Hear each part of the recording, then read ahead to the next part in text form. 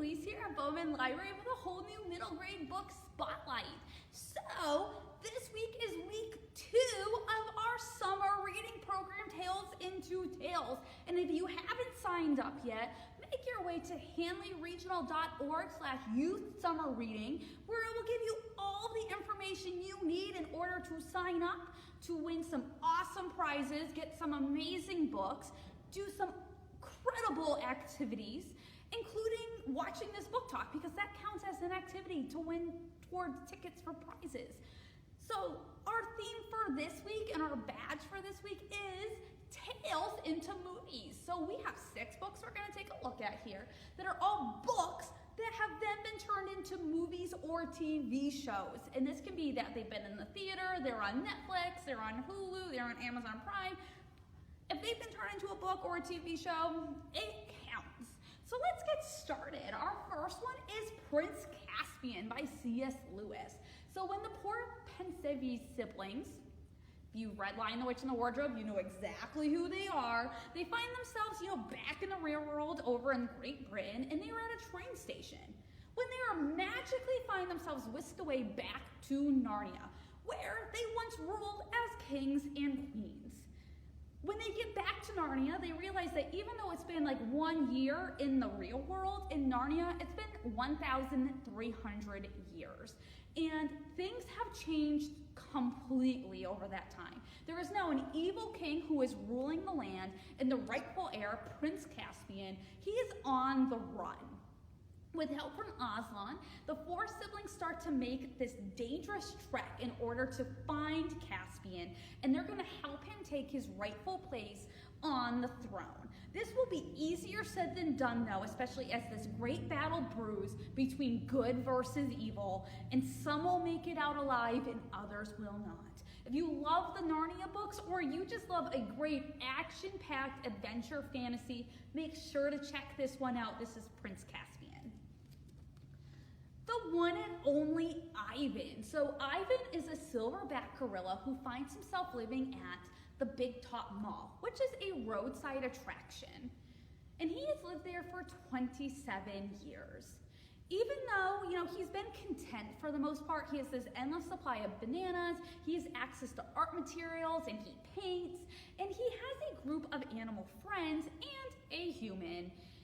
He no longer is as content as he was when he sees one of his animal friends die, and he then sees another one being abused by the owner. Ivan decides he needs to do something about this. And he decides he's going to figure it out for not only himself, but all of his friends to escape and have better lives. This is the first in a series. If you love your books with animals and adventure, make sure to read this one. It is based on a true story. Ivan was actually a real gorilla that was at the Big Top Mall. And it is filled with this amazing novel free verse. I will give you a warning though. There will be some tears with this one, so if you're not an animal person who likes to read with tears, you have been warned. This is one and only Ivan. The House with the Clock in Its Walls by John Belair. So when Lewis, who is recently orphaned, he is sent to Michigan to live with his mysterious uncle who he has never met. When he gets there, he soon learns that there is way more going on than what he bargained for. His uncle is actually a warlock, and his next door neighbor is a witch, who is very powerful, but she's also good. The house that Lewis is now living in was built by a sinister couple, Isaac and Selena, and they like to use black magic, and somewhere in the house walls, Isaac put a clock in there that is constantly ticking, with the hope being that it would allow them to align everything going on in the universe and it would destroy the world. But then Isaac and Selena, they have since passed away. When Lewis tries to show off, though, one night he accidentally releases Selena from her tomb, and she is now out to complete the mission that she and her husband set off with this clock in its walls. And it's going to be up to Lewis to not only get Selena back to where she belongs, like in her grave, but to also make sure that that clock does not go off. If you like a creepy mystery with some magic and some supernatural twists, this is a must read. This is The House with a Clock in Its Walls.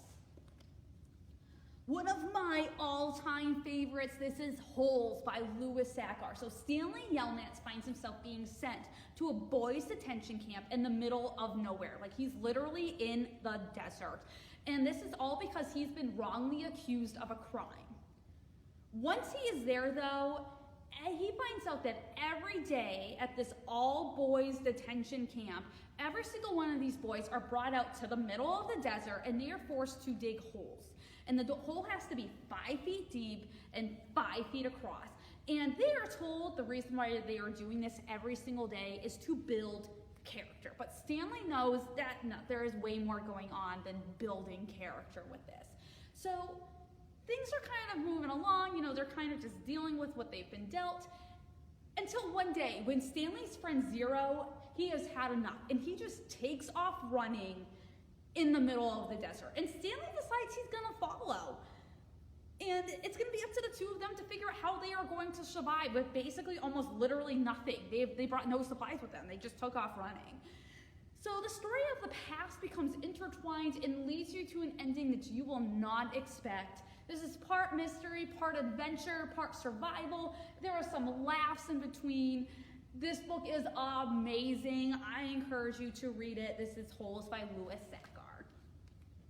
Sarah, Plain and Tall. This is a classic. So Jacob is a farmer whose wife has died, and he's left taking care of their 2 children, Anna and Caleb, along with the farm all by himself.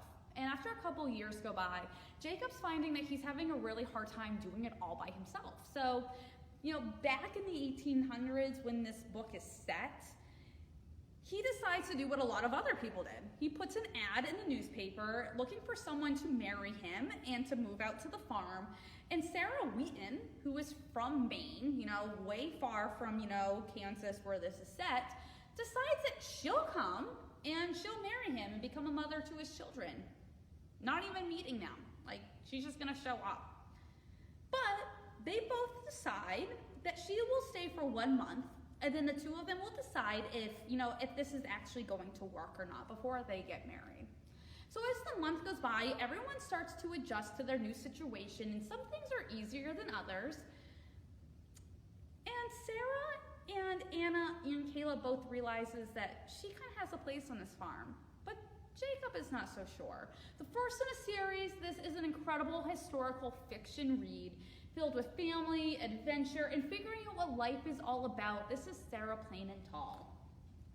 And our last one for this week is How to Train Your Dragon. Yes, you may not know, but all those movies were based on a book series. So Hiccup may be the son of the chief of their clan, but he is not at all like his father. So when he and some of the others are sent on a mission to find some dragons to be trained, Hiccup comes back with the scrawniest one that they have ever seen, and basically Hiccup's dad is embarrassed by him. So as Hiccup starts to train his dragon to try to prove everyone wrong, he, finds that this dragon, who he's named Toothless, he finds that he is lazy and rude, and Hiccup decides he's going to need to use some untraditional training techniques, which others in the clan find extremely odd. But when their clan comes under attack and it's going to be up to Hiccup and Toothless to save the day, everyone's a little bit nervous, but who knows what's going to happen. So this is based on Viking stories and myths. This is the first in a series. If you like fantasy, adventure with a touch of humor, check this one out. Even if you've seen the movie, read the book, because there might be some different things, I promise you, in the book that there is the movie. So this is How to Train Your Dragon. So these are just 6 books that we have here at the library that are books that have been turned into movies or TV shows. So even again, if you've seen the movie or TV show, read the book, because you'll actually maybe be surprised at what is so different between them. And most of the time, in my opinion, the book ends up always being way better than the movie. So after, again, completing this, make sure if you're doing summer reading, check off that you have watched this book talk as an activity for our Tales into Movie badge. And tune back next week when we have a whole new middle grade book spotlight involved with our summer reading program, Tales and Tales.